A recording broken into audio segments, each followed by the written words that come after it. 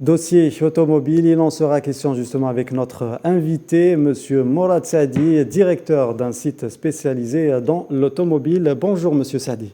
Bonjour, merci de me recevoir. Très bien. Alors, nous allons entrer directement dans le vif du sujet. Où en est, c'est-à-dire aujourd'hui, le cahier des charges relatif à l'importation des véhicules neufs? Est-ce que l'année 2022 sera vraiment sera la bonne année, on va dire? Je l'espère, je l'espère. L'activité, le retour des importations de véhicules est attendu impatiemment depuis maintenant plusieurs années. Les événements se sont bousculés ces derniers jours et la révision du cahier des charges annoncé il y a quelques jours par le ministre de l'Industrie et sur instruction du président de la République est en bonne voie selon mes informations. Les délais vont être raccourcis, du moins c'est ce que je souhaite et c'est ce que tous les opérateurs dans le domaine souhaitent également. Et je présume que le nouveau cahier des charges verra le jour au mois de janvier, ce qui serait une bonne chose pour permettre aux opérateurs de retrouver un tant soit peu leur activité dans trois mois à peu près, puisque les délais des importations, il y a des étapes à franchir avant d'arriver à avoir les véhicules rentrés en Algérie. Ça prendra 3 ou 4 mois. Mais cela préfigure d'une année 2022 beaucoup plus sereine par rapport à ce qu'on a vécu ces derniers temps. Très bien. Et toujours dans le segment importation, qu'en est-il des origines des véhicules, bien sûr, sans citer de marque, qui vont être, c'est-à-dire réintégrer le marché algérien? Les origines vont être diverses.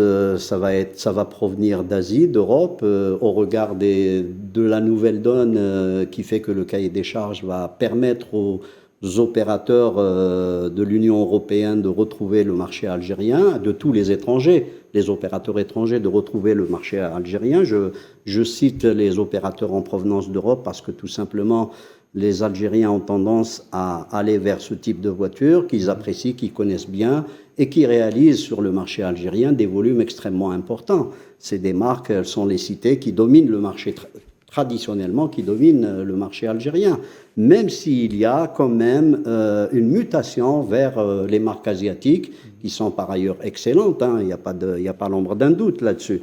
Mais il y a quand même des traditions de consommation locale qui font que les Européennes sont dominatrices. Très bien. Qu'en est-il de la construction automobile?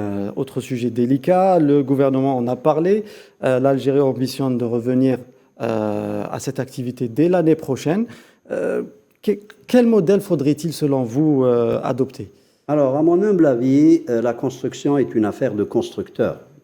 Tout simplement parce qu'à aujourd'hui, nous n'avons pas encore acquis les moyens nécessaires, la technologie nécessaire localement pour pouvoir prétendre fabriquer des véhicules.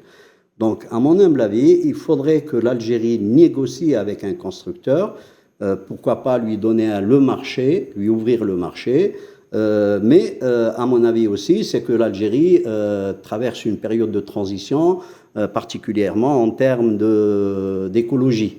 Donc, il ne faudrait pas que notre pays aille vers la construction de véhicules traditionnels avec des moteurs thermiques. On peut faire ça sur une période de 3, 4 ans, 5 ans. Ça, c'est des négociations avec le constructeur. Et à un moment donné, il faut que le constructeur qui vient en Algérie puisse produire des véhicules propres pour que ça contribue à ce que ça permette à notre pays, cette production automobile propre permettra de contribuer à la réussite de la transition énergétique.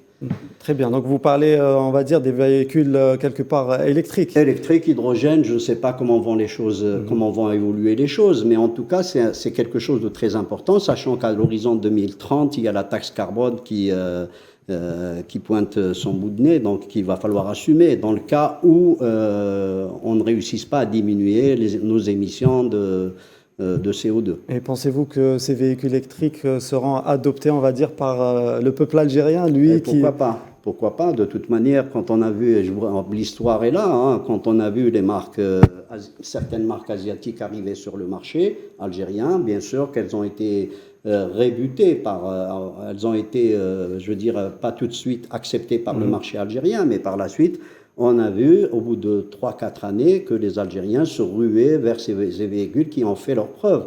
Et un marché n'est pas figé, il peut muter. Et donc, et puis il y a un enjeu stratégique important pour notre pays qu'il faut réussir. et qui est la transition énergétique. Très bien. Ben, merci beaucoup, Monsieur Mourad Saadi. Je rappelle que vous êtes le directeur d'un site spécialisé dans l'automobile. Merci de m'avoir reçu.